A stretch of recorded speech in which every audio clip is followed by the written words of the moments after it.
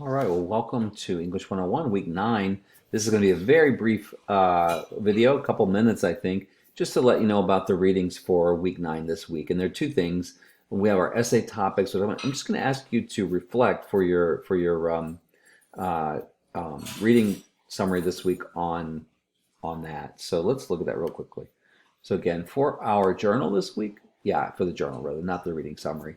For the journal, I'm going to ask you to just reflect on the first three essay topics. So our first essay topic was about making decisions. If you remember, you go back to Hills Like White Elephants, written by Ernest Hemingway, about the young couple, or we think relatively young couple, trying to make a decision about whether they're going to keep a child or potentially have an abortion. And so that's a big decision for them. But a lot of people in their essay wrote about different decisions. Several people wrote about what college they wanted to attend, different other life decisions like that. So go back and think about that. And then we also wrote about ambition, the essay that we wrote a rough draft of so far. And we're in the middle of revising that rough draft into a final draft. And that is we used the short story, if you remember, Edison, New Jersey, about the young man who's maybe been in college, now he's in a job, he's working, he's broken up with his girlfriend, maybe seems a little what we call rudderless, kind of without a rudder, trying to find his direction in some ways. That's the way I read the story. But maybe somebody very bright who's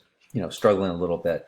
And I asked you to think about ambition in that one. And now we're coming up on our third kind of set of topics, right? Because or a set of essays. We have two essays on each topic, and that's access to care. And especially I'm going to ask you to think about access to prenatal care for expectant mothers and their children that are developing. And that's going to be a short story that we looked at by John Lahiri called Temporary Matters, kind of the basis for that. So again, think about this for this week for your journal. And remember, the journals are due at the end of the semester, but again, I highly recommend that you start on them so you're not overburdened with everything else you're going to have to do during finals and all that. If you had this done, it would be something you could just sort of put on the back burner and just hand it in when you're ready. So the journal for week 9 I'm asking you to reflect on our first three essay topics. We're going to have one more after this, one more short story that we'll be looking at. All right.